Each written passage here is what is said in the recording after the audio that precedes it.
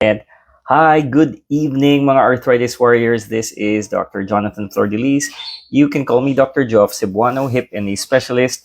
And today we are going to talk about hip fractures. Just earlier today, had two patients ask about hip fractures, and you have to understand the level of health here in the Philippines, is getting higher and higher. The lifespan of patients is getting higher and higher. We've had patients who are 100 years old and beyond. So, oldest hip fracture patient, hip replacement was about 102, and sa knee patient also around 101 or 102 years old din po. So, what is this saying? Our level of healthcare is improving, but the level of strength, the level of fitness sa mga patients natin may need to improve also, or else we may in the future get fractures because we're not taking care of our general health. So we created this live para sa mga arthritis warriors because with arthritis comes also yung fear ng imbalance, pwedeng matumba, pwedeng magka-fracture, and majority of the elderly patients na magkaka-fracture can have yung tinatawag na hip fractures po. So, going into sa ating group, we have the Hip and Knee Arthritis Cebu's Facebook group. We've had some patients ask questions. Here is our first question. Question is Julie. Julie is from Antipolo. So, hi Ma'am Julie from Antipolo.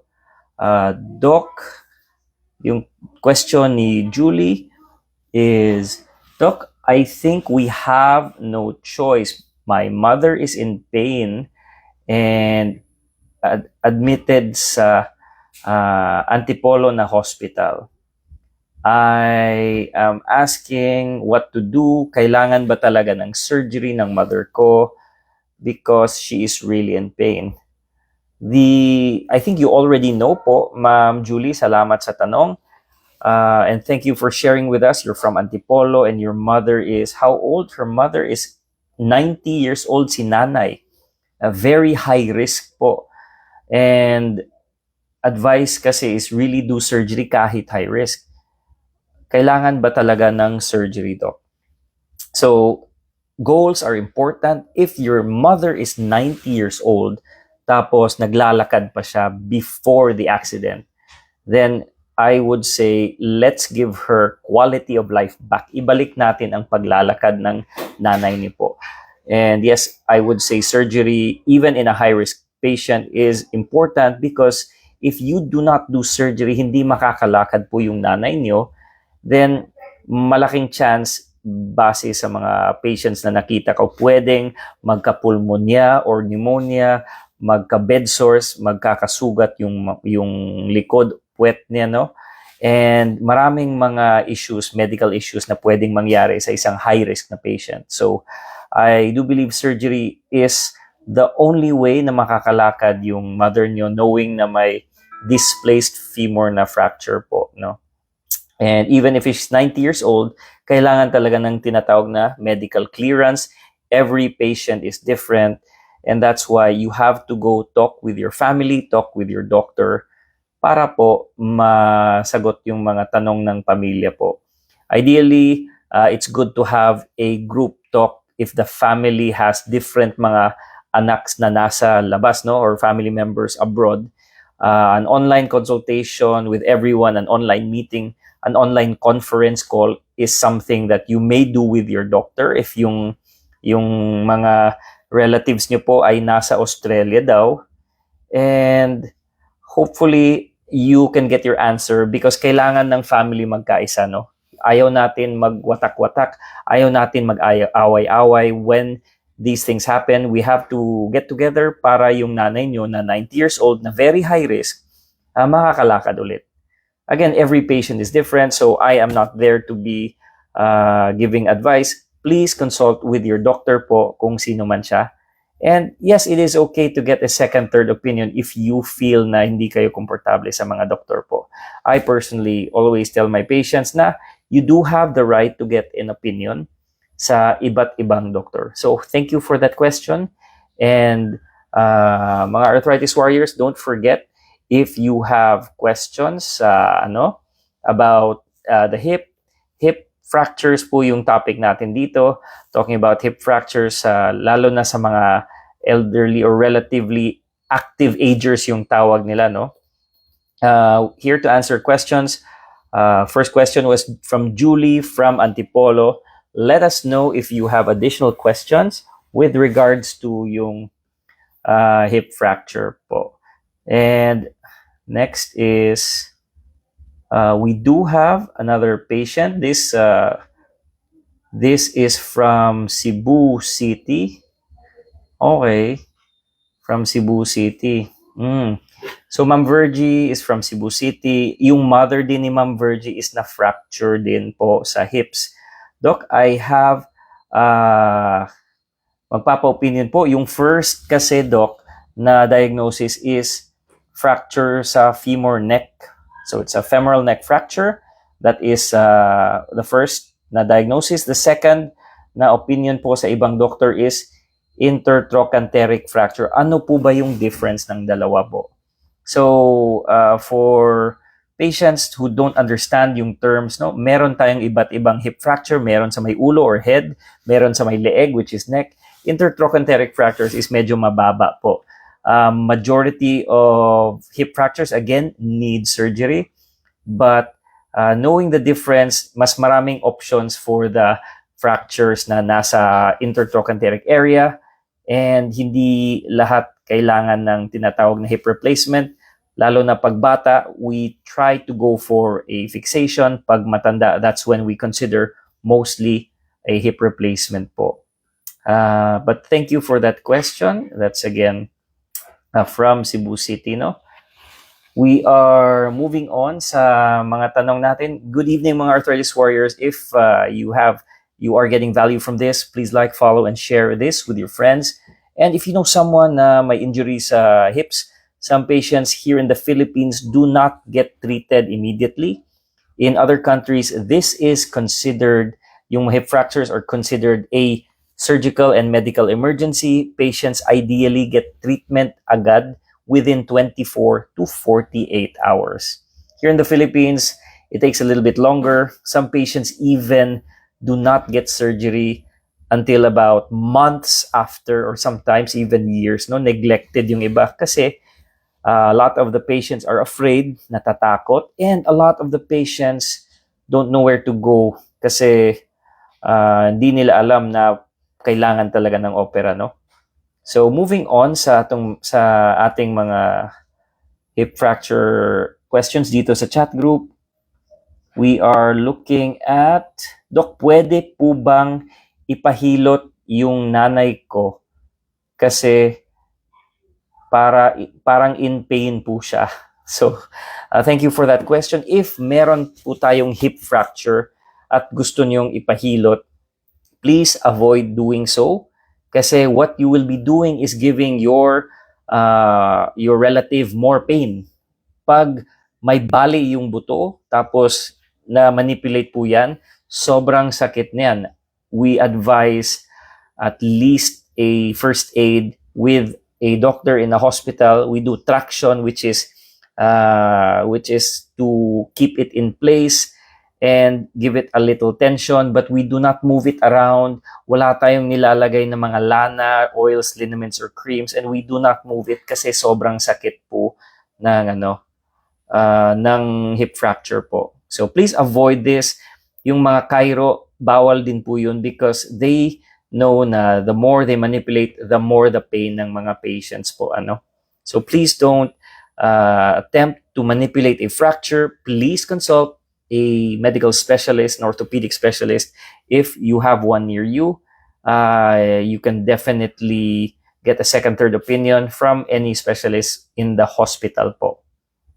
So, yung I hope klaro po yun kasi alam ko na dito sa Philippines, unang pinupuntahan yung hilot po, and ngayon mukhang meron na ding mga chiropractors, and not everyone can be healed with a hilot or chiropractors, lalo na pag may fracture sa hips po.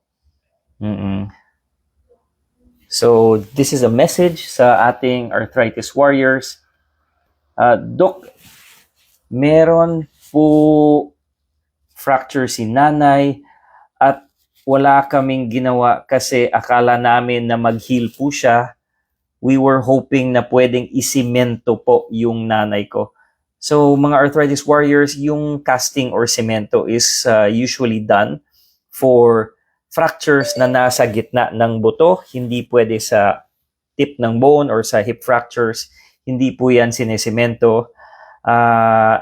Really, the only way for patients to walk back to life is actually do the hip replacement. And I know na maraming takot sa operasyon, but permanent disability kasi yan for a lot of patients pag hindi inoperahan. And if you think na casting will help, again, casting is generally done in children with long bone fractures nasa gitna ng buto, hindi nang yung nasa tip or end, which is what the hip fracture is. It is a fracture in the joint, hindi pwede yung sinesemento po. So, hope klaro po yun. Okay? So, Doc, totoo po ba na nakakamatay po yung operasyon? So, there is maybe some truth to this. Marami yung takot sa operasyon na hindi na makagising daw. And ang truth is actually baliktad, no? Pag tinitingnan natin yung mga matatanda, pag hindi sila nakalakad, they grow weaker and weaker. So that is why we want to help them walk again, walk back to life, because when you don't do surgery and they get weaker and weaker, dun sila namamatay. They lose hope, they go into depression, they get pneumonia, bed sores, at yun yung usual cause ng death in most patients. Hindi naman dahil sa opera po, because before we do surgery, gusto namin na medically cleared. Chine-check po natin yan sa ating mga internal medicine doctors, and after the internal medicine doctors, nagda-double check naman din yung mga surgeons, nagda-double check din yung mga anesthesia doctors so that we have an extra level of care before any surgery po. So, bedridden nga yung patient, yun yung mga causes ng death. Of course, na there may be some who die from not from the surgery but from surgical complications, but that is very, very low. Wala pa tayong data except 2% yung complications ng total complications of a hip replacement is around 2%. Ibig sabihin 98%. So majority of the patients are successful. Again, if you do the research, ito po yung pinaka successful na operasyon sa buong mundo. Bar none, I think na ito talaga yung pinaka-successful according to the data and statistics po. Tapos, sa totoo lang, mas nakakamatay yung walang nagagawa, hindi makakalakad, nasa kama lang, magkaka-bed sores, magkaka-pneumonia pa. So, hope you got value from this, mga arthritis warriors. If you know that we are approaching more elderly na lifestyle, we need to get back yung prevention po. How to prevent po yung hip fractures from happening? The lifestyle is more active lifestyle, more exercise, also the proper diet, proper foods, and combine it with supplements and medication for bone weak bones or osteoporosis. That is how we prevent hip fractures. It's diet, lifestyle, supplements, and of course, proper exercise and proper sleep. Moving on sa mga tanong natin dito sa Arthritis Warriors na group natin. Doc, pag nag-pain medications, lifetime na po ba after surgery? So, actually, hindi yan lifestyle or lifetime po yung mga gamot. Because usually the pain of a hip replacement with the new techniques is very minimal. Some of my patients stop taking medicines after the first or second week. Pag meron man, they're taking yung mga blood thinners, and these are not usually painful because we have minimally invasive techniques, yung hindi nagka-cut ng muscle. Anterior hip replacement is something that is we are doing Ibig sabihin, yung mga ginagawa sa labas na outpatient na hip replacements, that's how they do it.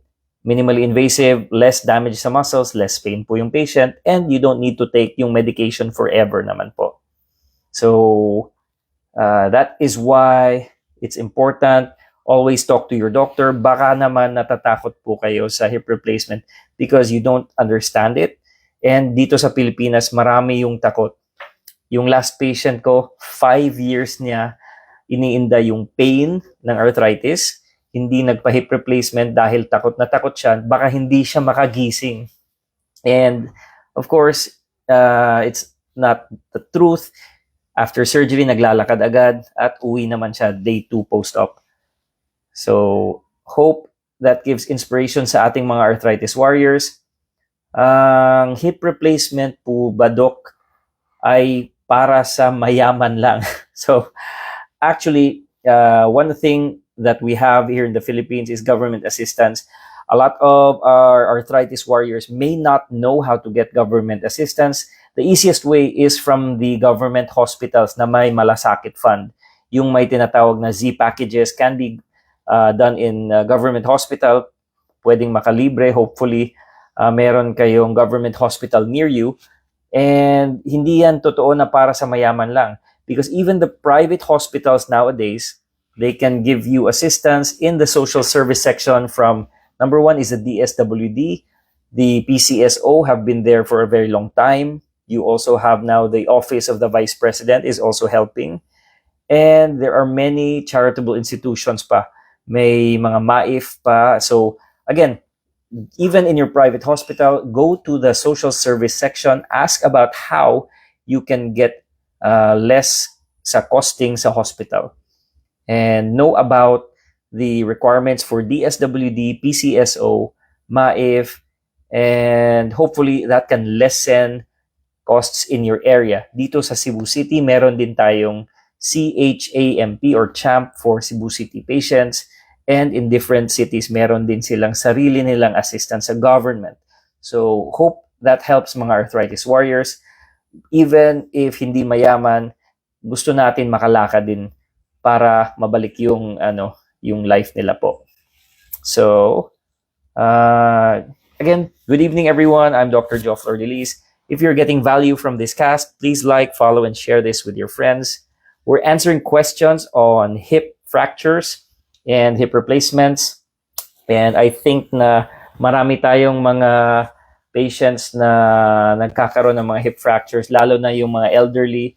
When you have arthritis, you have poor balance. So improving the balance, improving strength is something that you want to do to prevent yung mga hip fractures po. Again, this is a similar question. Doc, takot kami sa hip replacement. How dangerous is a hip replacement ba? Yung operasyon ni tatay para sa balakang ay hip replacement daw. So I think it's not really dangerous in itself because we are doing a clearance to make sure that safe po yung tatay niyo po. We're also double checking this with the anesthesia doctor, and even the surgeons make sure na safe po yung nanay at tatay niyo before any surgery. Age alone is not a disqualifier because mayroon tayong ginagawa na 90, 100 years old na patients as long as medically fit sila according to our friends sa internal medicine. Anesthesia techniques are very safe naman po. So patients will not actually have any pain during the surgery. So we do have patients na may 70, 80, 90 years old. Check them out sa ating page para maintindihan nyo yung mga fears nyo ay hindi naman kailangan ma-afraid kayo. Orientation. So the orientation helps educate patients and inspire patients kasi para makalakad sila ulit. They must understand first ano po ba yung hip replacement, ano po ba yung mga kailangan i-prepare, paano i-prepare yung sarili nila before any surgery. So doing the orientation just makes things better po para po na mawawala yung takot around surgery din. So, in relation to this, the next question we have, mga arthritis warriors, are what tests, doc, or preparations are needed before yung hip replacement surgery? So, generally, may mga blood tests po tayo. especially mga heart tests din if the patient is 60 years old and above. We make sure the blood sugar and blood pressure are normal, and preparation din ng bahay because we want to make sure kung nadapa or nadakdak si nanay because of some tripping on the electric fan or the rug, kailangan ayusin natin yung bahay po. We also prepare walkers in preparation for surgery to assist para sa mga patients natin na hindi maganda yung balanse po nila. So having a walker helps also. So those are just some of the things that we need to prepare a patient who is going to undergo yung hip replacement surgery. So guys, always consult with your doctor and wag maniwala sa mga kapitbahay na hindi doktor po. So next question is, Doc, how long does a hip replacement typically take? Depending on the surgeon and the expertise and the type of approach, some will do the surgery in 1 to 2 hours, sometimes even less. It's a straightforward procedure naman. Pagkatapos ng 1 to 2 hours, balik sa recovery room for maybe another 2 hours or 3 hours before babalik sa kwarto po. Yes, you are able to walk the same day as surgery, and that's why I like to do yung anterior hip replacement, no muscles cut, faster recovery po, para makalakad agad. Because who wants to stay in the hospital? Para kasing metro ng taxi pumapatak. So we want the patients to get out of the hospital as fast as possible and with less pain po. So thanks for that question. Next question we have is, Doc, may mafe-feel po ba tayo na pain during the surgery? Usually, wala namang pain during surgery because of the anesthesia doctors. They do a very good job. They feel nothing. And of course, may amnesia din. They don't remember a lot. So after the surgery, meron tayong pain relievers din for the remaining surgeries po. So I think that next question, Doc, when can my loved one walk again after a hip replacement? So most patients are walking within 24 hours of surgery. And then a lot of these patients need a walker but are discharged day 2 or day 3 after surgery. Again, walking depends on your fitness. Baka naman week na week yung patient, kailangan pa rin ng physical therapy. Every patient is different. That's why always consult your doctor po. Again, the next question is, Doc, how long is the hospital stay after a hip replacement? Standard hospital day is usually 2 to 4 days in total. So you can stay about 2 days after surgery, sometimes 3 or 4, but those are rare because gusto natin makauwi yung patient. But the discharge criteria is really wala na silang pain, happy na sila, and confident na po yung mga patients natin na risks and complications po. Of anyone who is thinking na may mga risks yung hip replacement, that is correct. Some of the common complications are all preventable. Yung mga deep vein DVT, that's why we give blood thinners, we give antibiotics for infection. And I think na the later long-term complications can be loosening because sometimes the hip replacement can loosen, can be also due to infection. So for me, those are some of the complications, but we always double check and we always try to give patients medication like antibiotics to prevent infection, blood thinners to prevent DVT, and we double check everything with x-rays para walang loosening po. Again, 98% success rate yung hip replacement, only 2% have complications, and these are usually avoidable naman po.